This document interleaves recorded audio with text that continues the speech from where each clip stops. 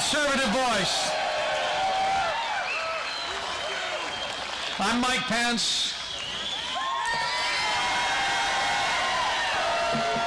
2 short months ago, with my wife Karen at my side, it was my high honor and privilege to accept my party's nomination to run and serve as the next Vice President of the United States of America, and we're honored to be with you tonight. We're so incredibly honored to be with you. I appreciate that introduction, and you people are awesome.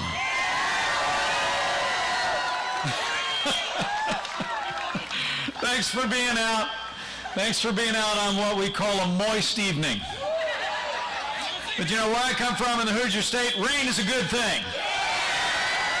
And tonight we're showing the media and showing the world this is a movement that's going to elect Donald Trump as the next president of the United States.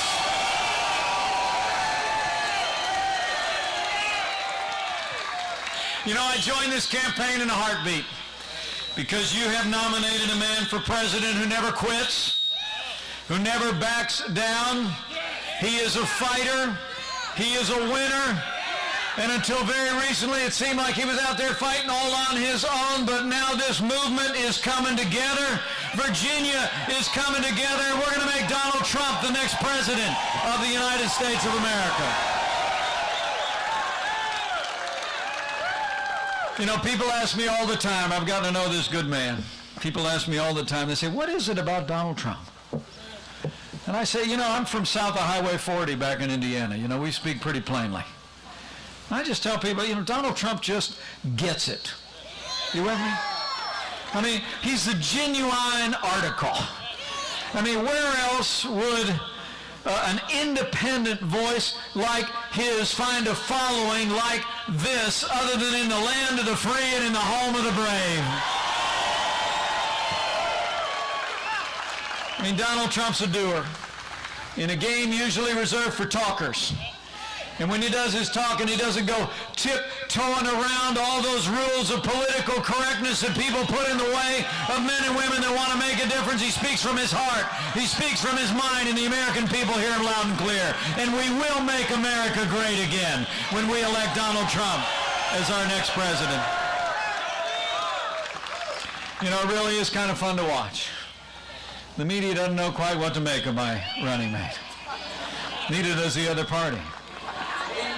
I mean, many in the national media spend more time talking about what Donald Trump tiptoeing around all those rules of political correctness that people put in the way of men and women that want to make a difference. He speaks from his heart. He speaks from his mind, and the American people hear him loud and clear. And we will make America great again when we elect Donald Trump as our next president. You know, it really is kind of fun to watch. The media doesn't know quite what to make of my running. Neither does the other party. I mean, many in the national media spend more time talking about what Donald Trump said in the last 30 minutes than they do talking about what the Clintons have been up to for the last 30 years. But the American people are on to them. It is kind of funny, though. Sometimes I got to turn on the television with a stick in the morning, you know? And I never know what's going to be on there. You know what I'm talking about? It's just so funny. It seems like every single day, they think they got him this time. Right, now we got that tweet, right? That's gonna bring him down. We got that word he did at that rally. We finally got him. They finally say. Then they turn on the television, and the next morning, Donald Trump is still standing stronger than ever before and fighting for the American people. He's going to fight all the way to the White House.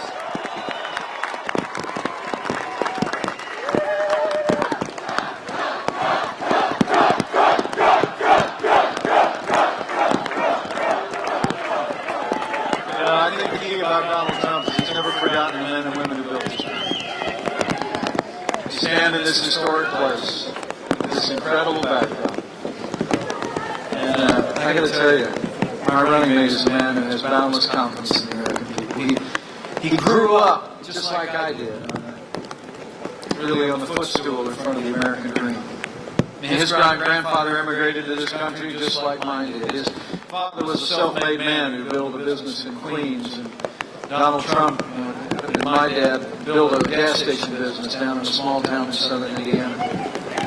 You know, he and I were both raised to believe that to much is given, much will be required. So the kid from Queens moved to business all the way to Manhattan Island and built buildings to the skies. And I followed a calling into public service. I like to tell people, other than a whole lot of zeros, Donald Trump and I have an awful lot in common.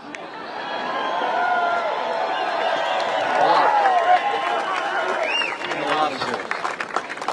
The truth is, what we have in common is a belief in the American people. And a belief in the American people. And a belief in the men and women who built this country and build this country to this day. People who work with their hands, who grow food, who build our roads and bridges, who tend to our sick, who teach our kids. And Donald Trump will never forget the men and women who stand on the thin blue line of law enforcement to protect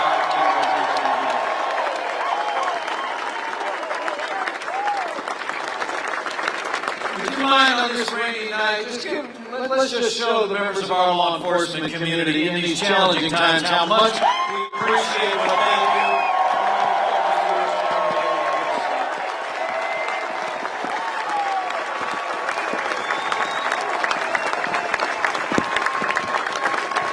I promise you, as the chief law enforcement officer of the United States of America, Donald Trump will stand with our law enforcement community as they serve us. We'll make sure they have the resources they need to do their job to keep our families safe. And Donald Trump will restore law and order to every city and every community in this nation.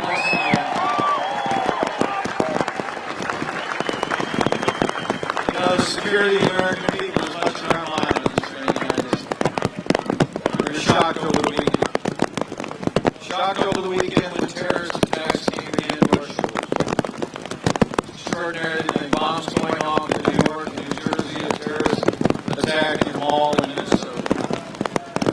Our law enforcement community moved swiftly. An unarmed police officer, because he had a sidearm with him, took down the terrorist in the mall in Minnesota. And swift law enforcement actually captured the terrorist suspect already on this last Monday in New Jersey. It truly is a miracle that there was no loss of life. The truth of the matter is, 7.5 years of Barack Obama and Hillary Clinton's brand of leadership has weakened America's place in the world and emboldened our enemies. Now, the White House actually said yesterday through their spokesman that we were involved in a narrative fight, in a narrative battle. You know, theirs is a narrative of denial. The truth of the matter is, we need a president who understands we are in a real fight against terrorists, against radical Islamic terrorism, against the ISIS caliphate. And when Donald Trump becomes president of the United States, we will take the fight to the enemy. We will destroy ISIS at its source, and we will defeat radical Islamic terrorism wherever it emerges.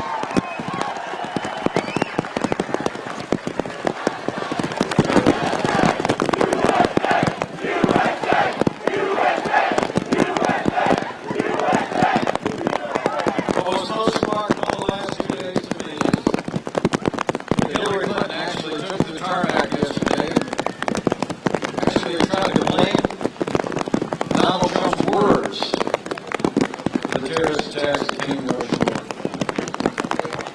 Really incredible. She said that his rhetoric had, quote, been seized on by terrorists and was, quote, giving comfort to our adversaries. Well, Hillary, I got news for you here in Virginia. Strength does not give comfort to the adversaries of the United States of America. Weakness does. And that's going to end the day that Donald Trump becomes the president of the United States of America.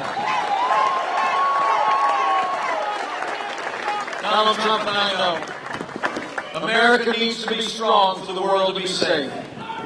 And Donald Trump, as President of the United States, will rebuild our military, restore the arsenal of democracy. We will rebuild our alliances. We will work with our partners in the world, and we will hunt down and destroy those who threaten our freedom and threaten our people.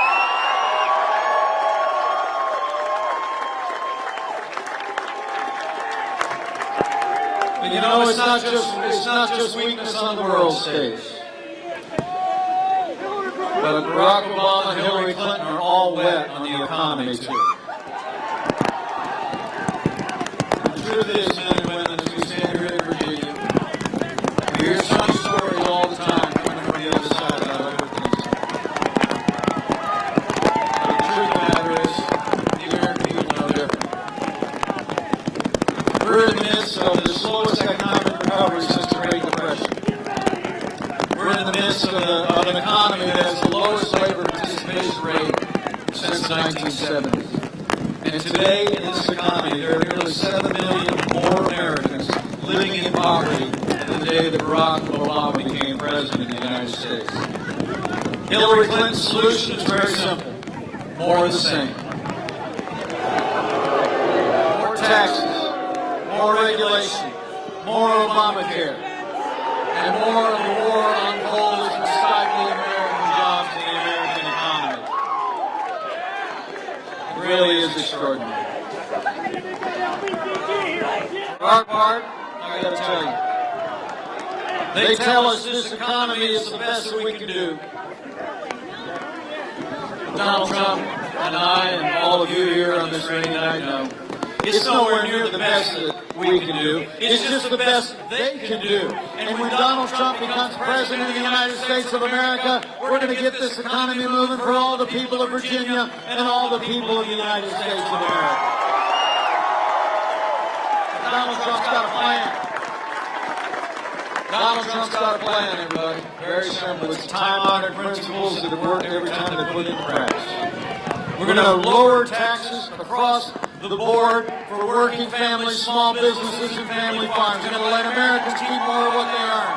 We're going to end death taxes once and for all. And we're going to lower business taxes so companies here in Virginia can create jobs here in Virginia instead of overseas in competitors.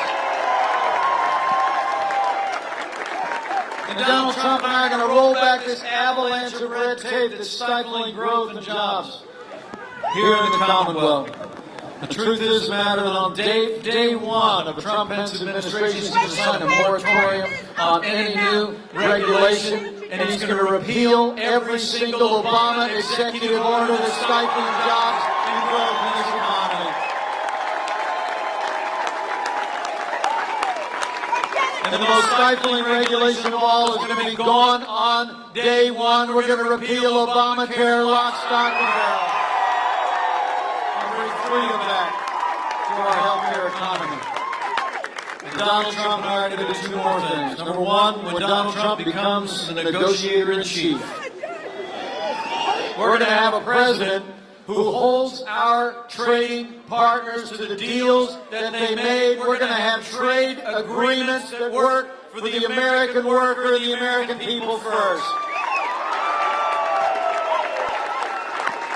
And lastly, on day one of this administration, we're going to end the war on coal once and for all. We're going to release all the power of the American energy economy with an all-of-the-above energy strategy. You know, when you think of this administration, it seems like there's no aspect of our lives too small for the present administration to supervise. No provision of the Constitution too large for them to ignore. As this election approaches, everyone here in Virginia, the home of James Madison, the author of our Constitution, ought to remember, while we're electing a president for the next 4 years, that president will likely set the course and direction of the Supreme Court of the United States for the next 40 years. And we better think about that. Better think long and hard. I mean, elect Hillary Clinton, and you better get used to more unelected judges using unaccountable power to take unconstitutional actions. So let me just say this. for the sake of the rule of law, for the sake of the sanctity of life, for the sake of our Second Amendment to the Constitution of the United States, for the sake of preserving all the God-given liberties that are enshrined in our Constitution, let's decide here and now in the great Commonwealth of Virginia that the next president to make appointments to the Supreme Court of the United States will be President Donald Trump.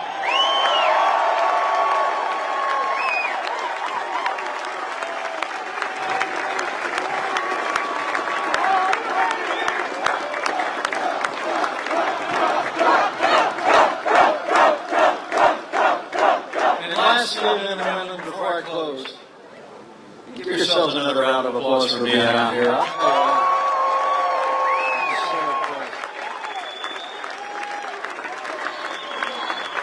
I'm going to pick up the phone with this soggy arm and call the man and tell him how great you all are. This is really amazing. This is going to bless his heart. Virginians are tough. And you're going to bring Virginia home for Donald Trump on November 8th. The last thing I'll tell you is, look, we've got to make sure that we have the highest standards of integrity in the highest office in the world. I mean, the avalanche of corruption flowing out of the years of the Clinton Foundation and her years as Secretary of State is just mind-boggling.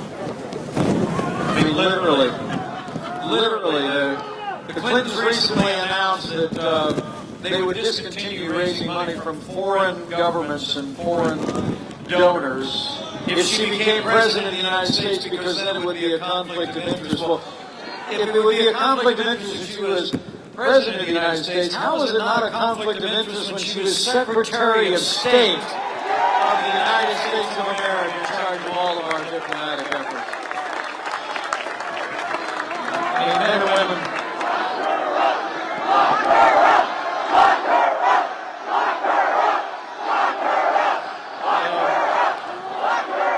People are tired of pay-to-play politics in Washington, D.C. That's exactly the kind of politics that's going to end the day that Donald Trump becomes our next president. When he is in the Oval Office, his only special interest will be you, the American people, and he's going to fight for you every single day that he's president of the United States.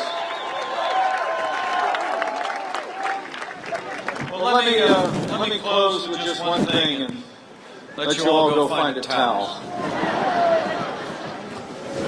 You know, as we talk about the choice in this election, it's so dramatic. You know, sometimes in my lifetime, elections have been a choice between one brand of leadership that would take us this far up and another brand that would just take us this far up. You know what I'm talking about. But this election, the choice could not be more clear. This is a choice about whether we're going to continue down the hill toward a weaker America at home and abroad, walking farther and farther away from the principles enshrined in our Constitution and the high standards of integrity and high office, or whether we're going to plant our feet and turn around and go back up the hill to greater freedom, a stronger America, and more American prosperity built on the ideals of this nation. That's his choice. It really is. So my word to you tonight on this soggy evening is, after you get all dried out, go tell somebody. The reason why Karen and I came out here in the rain is you got to go tell somebody. Hey, this election is close here in Virginia and all across this country. And the truth of the matter is, the reason it's close is because even though it's just about a 2-to-1 fight every single day of the week, I mean, most of the media is doing half of Hillary Clinton's work for her every day. But the American people, the voice of the American people, has always been the deciding factor in this democracy. I mean, just remember this. You pulling aside a neighbor or a friend over a backyard fence at your place of work or worship and telling them what the stakes are in this election matters more than all the front pages in the world, all the television cable shows in the world. And so I want you to go here and tell somebody. Leave here tonight from this historic place and tell somebody that we have got to elect Donald Trump as the next president of the United States and we can make America great again.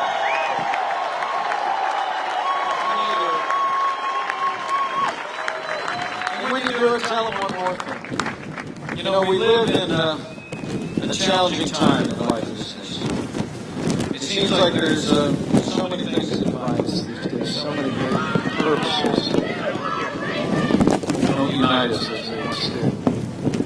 But I want you to know that in Donald Trump and I, if we have the great privilege of serving him, we will always believe that there is more that unites the people of the United States of America than will ever divide us.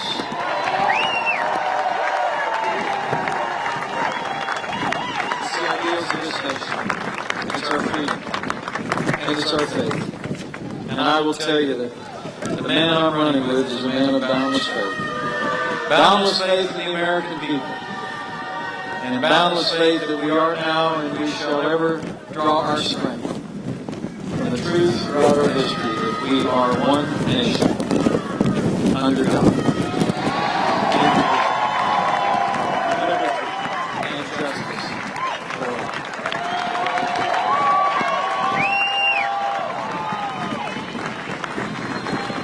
So, ladies and gentlemen of the great Commonwealth of Virginia, let me break it down for you one more time, just in case you're taking notes. We have a choice to make. It's another time for choosing. If you want a president who will protect this nation, rebuild our military, restore the arsenal of democracy, work with our allies, confront and hunt down and destroy those who threaten our people and threaten our freedom. If you want a president who will restore law and order to every city and every community in this nation and stand by our law enforcement with the resources and the support that they need and they deserve every day. If you want a president who will build a wall, make Mexico pay for it, restore our borders and ensure that the laws of this nation work for the people and citizens of this nation and those who are legally here.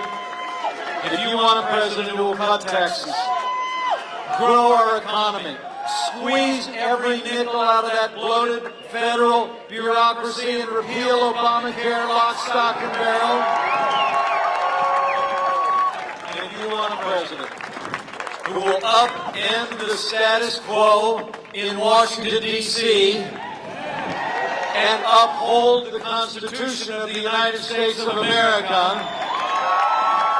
and I say to my neighbors and friends here in Virginia, you have but one choice in this election. And I'm here to tell you, that man is ready. This team is ready. This movement is obviously ready. Let's go make sure that Virginia is ready, and we will elect Donald Trump to be the 45th President of the United States, and together we will make America great again. Thank you very much, and God bless you. It's an honor to be with you tonight.